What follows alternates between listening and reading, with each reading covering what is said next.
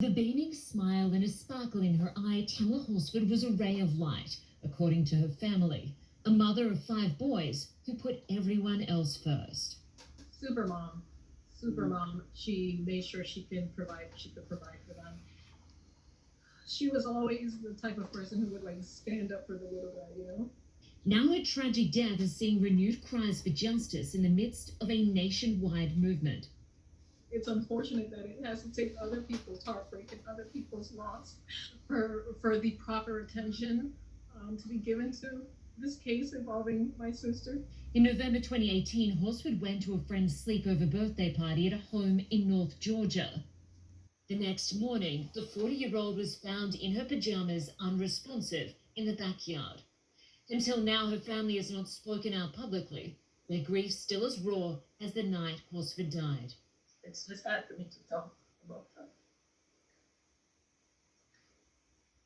The Forsyth County Sheriff's Office ruled her death an accident, concluding she fell from a second-story balcony.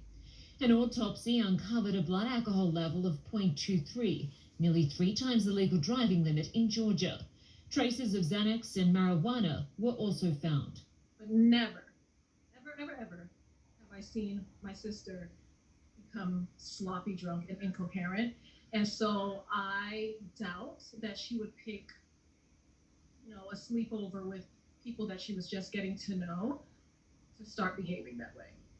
The attorney for Hosford's family says despite repeated requests, police never provided any autopsy photos. The Georgia Bureau of Investigation says he didn't follow procedure. Ralph Fernandez says that's not true.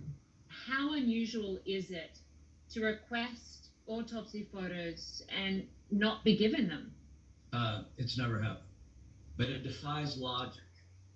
And he claims that's not the only issue that defies logic. The placement of the body, multitude of injuries, what I would consider to be defensive injuries, the inexplicable post-mortem bleedings. The sheriff's office says it conducted a thorough and comprehensive investigation. But Fernandez believes there's a strong possibility Tamla Horsford's death was a homicide. There were numerous inconsistencies in a series of statements, the disposal of evidence, the relationships between the parties. Across the U.S., the case has sparked a huge petition, with celebrities like Kim Kardashian and 50 Cent also calling attention to the cause. I think people are just tired of seeing, loved ones being taken so senselessly. After the public outcry, Georgia authorities reopened the investigation at the request of the sheriff's office. But the family is not satisfied. We just want justice. Boys, I just need justice. We need answers that make sense. None of this makes sense. None of it. Linda Kincaid, CNN. What's up, YouTube? This is James coming back at you with another informative video. I hope all is well with you guys out there on this beautiful Wednesday night. All is good here. All I can say is here we go again. Not more than 6 years ago, back in 2018, we had Tamla Horsford from Cummings, Georgia, okay, decided that she was going to go to a football mom's slumber party, okay? But the thing is, as we've seen in the video, she mysteriously wound up dead, okay? Claimed to have fell from a 2-story balcony. And nobody was ever able to make heads or tails as to how her demise came about. As we seen, the man said that he believed that, it was really a homicide because there were defensive wounds on this woman that the powers that be, at the time, neglected to tell the people. As a matter of fact, they claimed, I remember this, they claimed that a couple of the husbands was actually questioned, and may have had something to do with this woman's, death. But nevertheless, nothing ever came up. Nothing. You know what I'm saying? It's just crazy. Not more than 6 years ago that this happened to this woman. And here we go again with Nolan Wells, an 18-year-old teenager from Jackson County, Mississippi. decided on 4th of July that he would go to Horn Island with his little white buddies. Well, I'm sure a lot of you guys already know or may have heard, but in case you didn't, Nolan Wells did not make it back.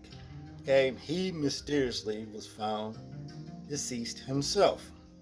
Now, the strange part about it is this: it has been said that his friends, well, they came back without him.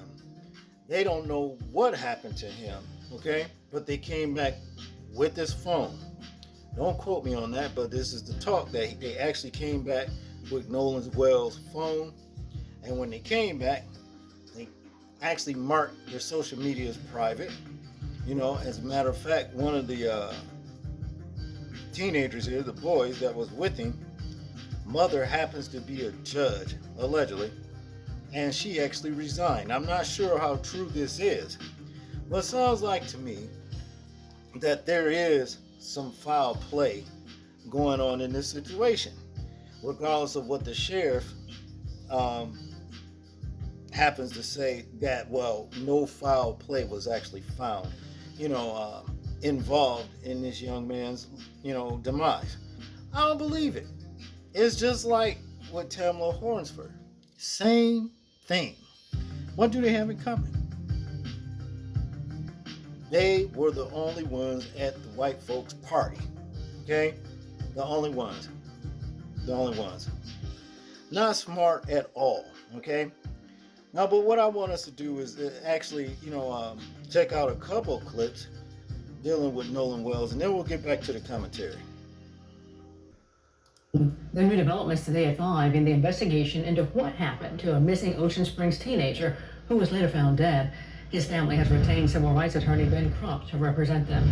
18-year-old Nolan Wells' family says the body found in the water near Horn Island off the Mississippi Gulf Coast was his. It was discovered around 8:45 yesterday morning. Investigators at the Jones County Sheriff's Office say the Southwest Mississippi Community College football player was last seen during a boat trip with friends July 4th. Horn Island is only accessible by boat and is about 10 miles off the coast. An autopsy is being performed to determine how the teen died. Jackson County's coroner says DNA will confirm it's Nolan, but they say there's no reason to believe it's not him. The sheriff says the body matched Wells' description, and the family has also shared posts on social media confirming their loss. The family is calling for a transparent investigation into how the teen died and say it's why they hired Crump. This morning, an urgent investigation to determine how 18-year-old Nolan Wells died on a boating trip with friends off the Mississippi Gulf Coast. As they await the results of the official autopsy, the Jackson County Sheriff's Office wants to hear from anyone who was on Horn Island over the 4th of July weekend. I would urge anyone that had information or was on the island to let us interview you and take down as much information as we can to really piece together and figure out what may have happened. Authorities say Wells' friends left the island and he stayed behind and was supposed to take a different boat back to the mainland Saturday, but never did. After a desperate search, Wells' body was found off the shore Monday. Investigators say they have no information at this time to indicate a crime was committed. And this morning, for the first time, we're seeing and hearing from Wells, who spoke with our affiliate WLOX on the day he signed to play college football. It's truly a blessing, just being here with some of my best friends, teammates, and we're all going to college together, most of us, so it's just truly a blessing to be here. His high school coach saying Wells was much more than an outstanding football player and that he carried himself with humility, treated others with respect, worked hard, and led by example. The teenager's emotional family, desperate for answers, they've hired civil rights attorney Ben Crump, who says his team will conduct an independent investigation. And the family's new attorney, Ben Crump, says he will fight for the timely release of any records and witness accounts in this case. Nolan Wells would have turned 19 next month. What a terrible loss in both cases. You know what I mean? In both cases. But the same old bullshit. You see what I'm saying? Nobody knows what happens. Something stinks here. Something is at foot here. There's some lies being covered up. There is a conspiracy. in these two situations right here. In this latter one here, for real. You know, those boys that Nolan Wells went on that 4th of July, outing with, know what happened to him. You see, now there's all kinds of rumors swirling around on the internet that I won't bring up because I can't really confirm them as being the truth. But one thing I do know, there's some bullshit in this situation. You see, because here's the deal right here. If they just left him, he decided to stay, which I highly doubt that was the case. What the hell were y'all doing with his cell phone? Why would you do that? And if these allegations are true, that when you come back, that you had the cell phone, and also that you made your social media post, sites private or whatever, or just took them down, why would you do that? And not to mention that allegedly they have lawyered up for what? If it was just something so simple. You see what I'm saying? Something's going on here, just like in the first situation. Now, within this 6 years of Tamla Horsford mysterious death to Nolan Wells, there's been other situations that has happened when black folks go on, just say, vacations around white people. But we're going to take race out of the situation. You know what I mean? Dealing with Shanquella Robinson, who was killed 3 years ago when she went to Cabo San Lucas, Mexico. We actually saw what happened there because, she was being mistreated, beat up, you see what I'm saying, by a she, that seemed like that's who it was to me at the time. You see what I mean? For whatever reason. And this woman's neck, her head was actually severed from her spine. And still nobody's been called to justice about the demise of this young lady right here. Nobody knows anything. Somebody knows something. Okay? Now, here's the deal. You need to lead by discernment. You really need to lead by discernment when you go in these places. You know what I'm saying? You don't hear about many cases of black on black when traveling on vacation or whatever, little outings and stuff like that. It more happens when you got situations like black and white. Mostly always black being more, around predominantly white people. Situations like this happens. Okay? It shouldn't happen even when it's black. But I'm just saying, learn discernment, because here's the deal. You can tell when somebody hating on you, jealous of you, or whatever. You see what I'm saying? Because they always give little slights and stuff like that. And normally, when they act like that, they just envious of you. And it's easy for them to recruit other people to hate on you as well. And so what happens? The majority rules. Once somebody else, you see what I mean, when alcohol or drugs get in the mix, once the originator of the hate, you understand, get to run in his mouth, more than likely he's already recruited these people against you without you even knowing it. Just like in this both of these situations. You see what I'm saying? And then they lure you in, your guard is already down, and they making plans for you. And then once the plans are carried out, don't nobody know what happened to you.